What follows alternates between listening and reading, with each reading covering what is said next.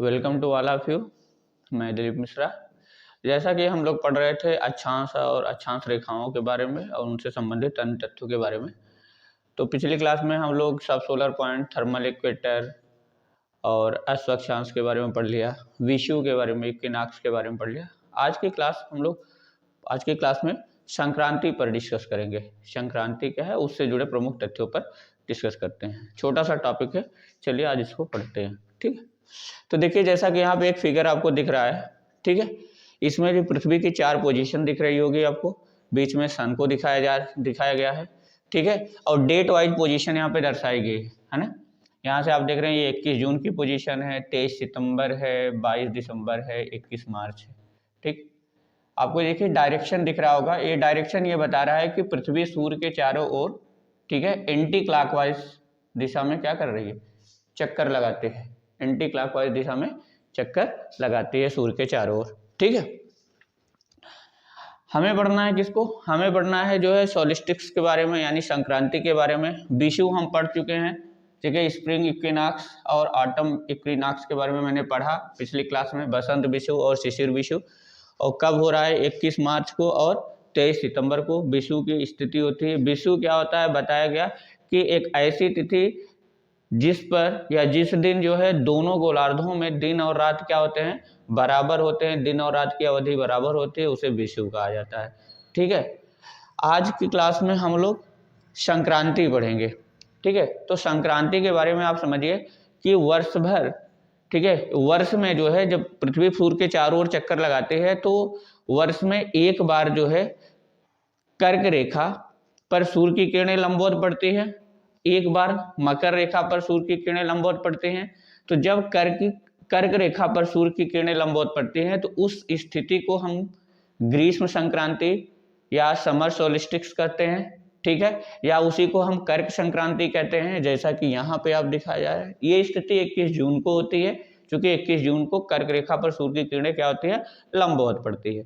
ठीक है, और जब जो है सूर्य की किरणें जो है मकर रेखा पर लंबवत पड़ती हैं, ठीक है, तो उस स्थिति को हम मकर संक्रांति या शीत संक्रांति कहते हैं।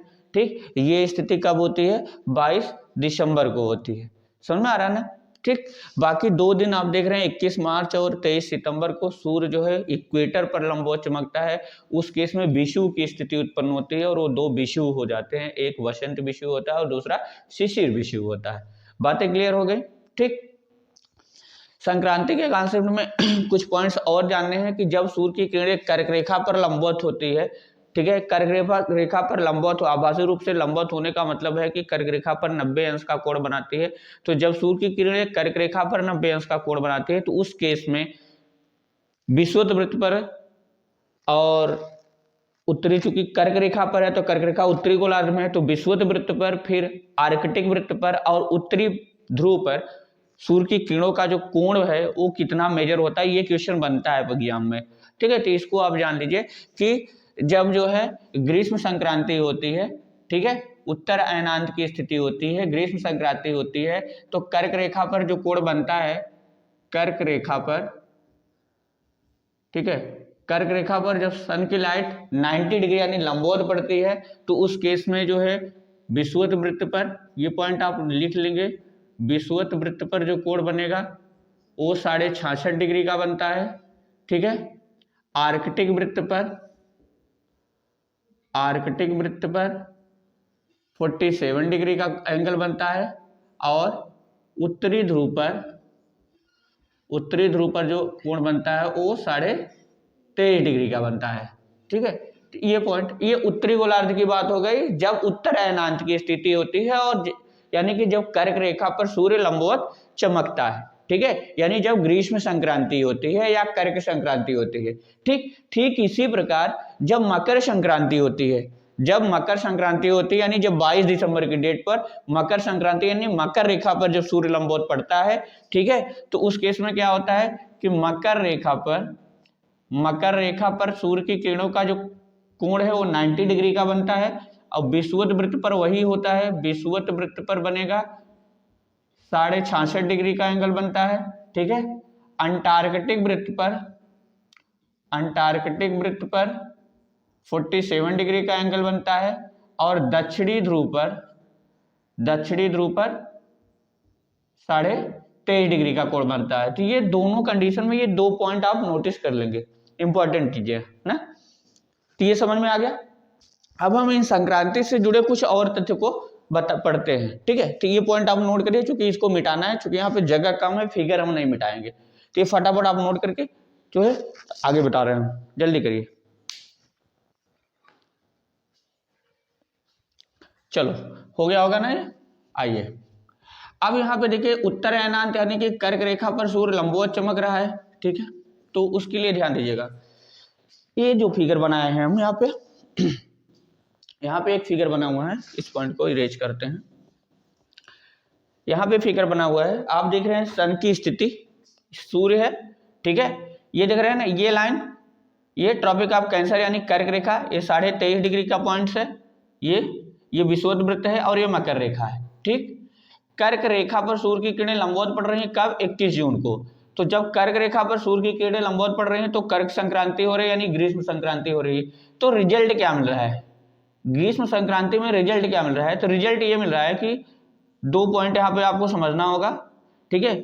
इसको हम गोलार्ध के हिसाब से समझ लेते हैं। उत्तरी गोलार्ध यहाँ पे मैंने लिख दिया उत्तरी गोलार्ध, और यहाँ पे मैंने लिख दिया दक्षिणी गोलार्ध। उत्तरी गोलार्ध और दक्षिणी गोलार्ध। उत्तरी गोलार्ध में क्या होगा कि जब कर्क रेखा पर सूर्य लंबवत होगा 21 जून को, तो उत्तरी गोलार्ध में दिन क्या होगा? दिन बड़ा होगा, और रात क्या होगी? छोटी होगी। दिन बड़ा, रात छोटी होगी। और उसी समय दक्षिणी गोलार्ध में क्या होगा? दक्षिणी गोलार्ध में दिन छोटा, दिन क्या होगा? छोटा होगा, और रात क्या होगी? रात बड़ी होगी। बात क्लियर हो गई, ठीक है। ये स्थिति हो गई, यानी कि यहाँ पे खूब गर्मी होगी, उत्तरी गोलार्ध में खूब गर्मी होगी विषुवत वृत्त के उत्तर, ठीक है। और विषुवत वृत्त के नीचे जो है यानी कि दक्षिण की तरफ मौसम ठंडा रहेगा। कब? 21 जून को, ठीक। और ठीक अब यही कॉन्सेप्ट अगर हम यहाँ पे मकर संक्रांति को लेकर के समझे कि मकर संक्रांति कब हो रही है? 22 दिसंबर को हो रही है। तो 22 दिसंबर यही चीज जस्ट उल्टा होगा, ठीक है। यही पॉइंट एकदम उल्टा होगा कि 22 दिसंबर के, ये पॉइंट आप नोट कर लीजिए फट से, ठीक है। तो 22 दिसंबर के डेट में, या मैं इसको यहाँ पे समझा दे रहा हूँ कि जब मकर संक्रांति होगी तो उस केस में क्या हो रहा है? उस केस में ये हो रहा है कि उत्तरी और दक्षिणी गोलार्ध को ऐसे मेंशन कर ले रहे हैं। ये हो गया उत्तरी गोलार्ध, और ये हो गया यहाँ पे ऐसे हो गया दक्षिणी गोलार्ध, ठीक है। तो हो क्या रहा है कि उत्तरी गोलार्ध में उस केस में क्या होगा? दिन कैसा होगा? जब 22 दिसंबर को सूर्य मकर रेखा पे वर्टिकल है तो उत्तरी गोलार्ध में दिन छोटा, रात बड़ी। जबकि दक्षिणी गोलार्ध में क्या होगा? दक्षिणी गोलार्ध में होगा दिन बड़ा होगा, और रात क्या होगी? छोटी होगी। बातें क्लियर हो गई? दिन बड़ा और रात छोटी होगी। यहां तक पॉइंट क्लियर हो गया? चलिए, अच्छा उसको कैसे समझते हैं वो भी ध्यान दीजिएगा। उसको समझने के लिए एक तीसरे फिगर पे आप आ जाइए फट से। ये जो फिगर आप देख रहे हैं यहाँ पे कि कैसे दिन बड़ा हो रहा है, रात छोटे, इसको क्या किस तरीके से समझना है। तो आप देखते हैं ना कि ये देखिए, ये तो अर्थ की एक्सिस है, ठीक है। नॉर्थ पोल और साउथ पोल से को मिलाने वाली जो रेखा है उसी को अक्ष कहते हैं, ठीक। और ये जो लाइन दिख रही है आपको, ये प्रकाश वृत्त है। ये क्या है? प्रकाश वृत्त। जैसे विषुवत वृत्त जो है क्षैतिज जो है पृथ्वी को 2 भागों में यानी ग्लोब को 2 बराबर भागों में बांटता है, ऐसे प्रकाश वृत्त भी क्या कर रहा है? 2, यानी कि सूर्य का प्रकाश जहां तक पहुंच रहा है, ध्यान दीजिएगा, सूर्य का प्रकाश जहां तक पहुंचता है, ठीक है, सरफेस पर, ठीक है, अपोजिट सरफेस, दोनों सरफेस की बात है, तो वो जो एक सीधी लाइन होती है उसी को हम क्या कहते हैं? प्रकाश वृत्त कहते हैं, ठीक। तो आप यहां से थोड़ा सा समझिए कि 21 जून की कंडीशन में आप देख रहे हैं कि नॉर्थ पोल पूरा प्रकाश में है, उत्तरी ध्रुव पे प्रकाश है, क्योंकि उत्तरी ध्रुव के पीछे तक प्रकाश गया हुआ है कि नहीं। जबकि साउथ पोल क्या है? अंधेरे में है, क्योंकि उसके पहले ही प्रकाश है, उसके पहले ही प्रकाश है। इसका मतलब उत्तरी गोलार्ध में दिन की स्थिति अगर यहाँ पे देखा जाए तो देखिए यहाँ तक पहुंच गई ये लाइन, तो ये बड़ी लाइन, यानी दिन बड़ा दिखेगा आपको, और रात क्या दिखेगी? छोटी होगी। कब? 21 जून को, है ना। लेकिन उसी समय दक्षिणी गोलार्ध में क्या हो रहा है कि दिन छोटा हो रहा है और रातें क्या हो रही? बड़ी हो रही है। बात क्लियर हो रहा है ना। इस समय उत्तरी गोलार्ध में यानी 21 जून को उत्तरी यानी नॉर्थ पोल जो है, 21 जून को नॉर्थ पोल क्या है, नॉर्थ पोल लाइट में है, यहाँ पे प्रकाश है, जबकि साउथ पोल क्या है, साउथ पोल की स्थिति क्या है, साउथ पोल डार्क में है, यानी यहाँ पे अंधेरा है। ठीक है, इसीलिए कहा जाता है ना कि ध्रुवों पर 6 महीने दिन और 6 महीने रात होती है, क्योंकि ये पूरा चक्रण कंप्लीट करने पूरा 12 महीने का कॉन्सेप्ट है। ठीक है, तो 6 महीने दिन और 6 महीने रात की बातें ऐसे हो रही है कि कब जो है दक्षिणी ध्रुव पे दिन होगा और कब उत्तरी ध्रुव पे दिन होगा, अभी उसको भी मैं बता दे रहा हूं। अभी आप समझिए कि अगर 6 महीने का ये कॉन्सेप्ट यहाँ पे जोड़ा जाए तो अभी 6 महीने पूरा प्रकाश में रहेगा, यानी जब कर्क रेखा पर जो है सूर्य वर्टिकल होगा उस समय उत्तरी ध्रुव क्या होगा, प्रकाश में होगा। या उत्तर अयनांत की स्थिति जब होगी, जब विषुवत वृत्त से सन की स्थिति उत्तरी गोलार्ध की तरफ रहेगी, उस केस में उत्तरी ध्रुव क्या होगा, पूरा प्रकाश में रहेगा। ठीक है, और जब फिर वो विषुवत वृत्त से दक्षिण की तरफ आने लगेगा तब दक्षिणी ध्रुव प्रकाश में हो जाएगा, उत्तरी ध्रुव क्या होगा, अंधेरे में हो जाएगा। ठीक, यही कॉन्सेप्ट अब यहाँ पे आप जोड़िए। अब यहाँ पे आप देख रहे हैं कि देखिए नॉर्थ पोल पीछे हो गया है, नॉर्थ पोल क्या है, पीछे है, इसका मतलब अब यहाँ पे अंधेरा हो गया। और साउथ पोल देख रहे हैं ना, साउथ पोल यहाँ है, उसके पीछे तक प्रकाश जाला है, तो साउथ पोल क्या होगा, अब यहाँ पे लाइट में होगा। तो आप यहाँ पे लिख देंगे कि साउथ पोल पे लाइट यानी कि यहाँ पे प्रकाश है, और नॉर्थ पोल पे क्या है, ये डार्क में हो गया। नॉर्थ पोल कहाँ किस में है, नॉर्थ पोल डार्क में हो गया। कब, 22 दिसंबर को। 22 दिसंबर को उत्तरी ध्रुव पे अंधेरा, यानी कि अब वहां 6 महीने क्या हो रही, रात होगी, और दक्षिणी ध्रुव पे 6 महीने क्या होगा, दिन होगा। समझ में आ रहा है ना। तो ये होता है कि दिन और रात की स्थिति होती है, तो समझ में आ गया। अच्छा, कब, कैसे, कब, कितने मतलब दिनों तक, या 6 महीने का जो कॉन्सेप्ट है दिन और रात का, उसको समझिए कि 23 सितंबर से 21 मार्च तक, 23 सितंबर से 21 मार्च के बीच में 22 दिसंबर आ रहा है ना, तो 23 सितंबर से 21 मार्च तक दक्षिणी ध्रुव पे प्रकाश होगा। ये पॉइंट आप नोट करेंगे। ठीक है, यहाँ जो लाइट लिख दिए हैं तो यहाँ पे इसको लिख दीजिए 23 सितंबर से लेकर के 21 मार्च तक। 23 सितंबर से 21 मार्च तक दक्षिणी ध्रुव में प्रकाश होगा, और उत्तरी ध्रुव पे लाइट कब होगा, 21 मार्च से लेकर के 23 सितंबर तक। अब देखिएगा, अब यहाँ देखिए उत्तरी यानी कर्क रेखा 21 जून की स्थिति आ रही है, 21 जून उत्तरी गोलार्ध में है, उत्तरी गोलार्ध यानी कर्क रेखा पे पड़ रहा है 21 जून को। ठीक है, स्थिति उत्तरी गोलार्ध के लिए बनी हुई है। ठीक, और 22 दिसंबर दक्षिणी गोलार्ध के लिए स्थिति यानी मकर रेखा पे है। तो अब यानी कि यहाँ पे आप नोट कर लेंगे कि 21 मार्च से लेकर के 23 सितंबर तक जो है उत्तरी ध्रुव जो प्रकाश में रहेगा, है ना। तो इस तरीके से 6 महीने दिन और 6 महीने रात का कॉन्सेप्ट क्लियर हो गया। जब यहाँ प्रकाश होगा तब यहाँ अंधकार होगा, जब यहाँ प्रकाश होगा तो यहाँ पे अंधकार होगा। ये बातें क्लियर हो गई।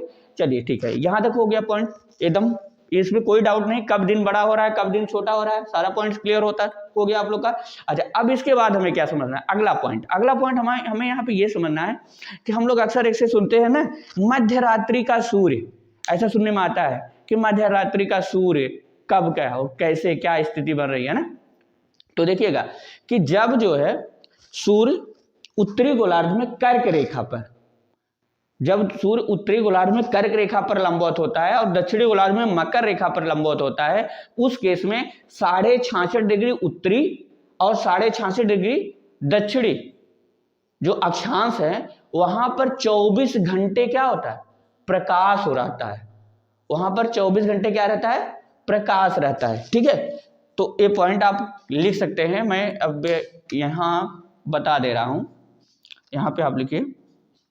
ठीक है, कि 21 जून की डेट है, 21 जून को कर्क रेखा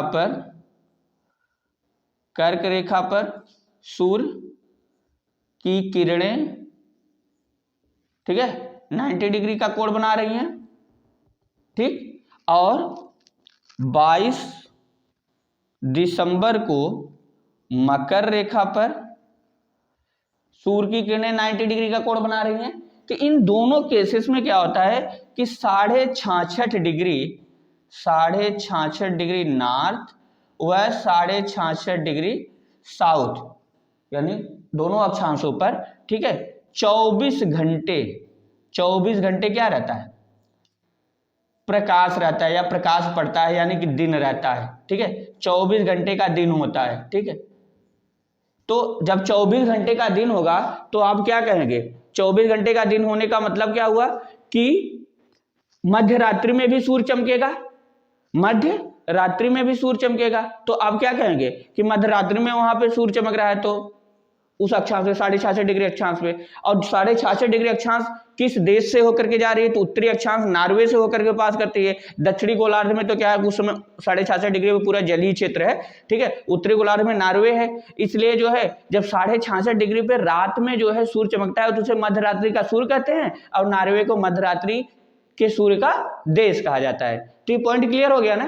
तो इस तरीके से देखिए ये आपका जो है संक्रांति वाला पूरा कॉन्सेप्ट यहाँ पे क्या हो गया, क्लियर हो गया कि कब कहां पे दिन हो रहा है, कब दिन बड़ा होगा, कब दिन छोटा होगा, सारे पॉइंट्स क्लियर हो गए। तो आज का मेरा जो टॉपिक था मूलतः संक्रांति से था। मुझे लग रहा है कि आप लोग को अच्छे से समझ में आया होगा। सारा पॉइंट यहाँ पे लिखा गया, आप नोटिस कर सकते हैं या कैप्चर कर सकते हैं। आज की क्लास में बस इसी पे रोकेंगे।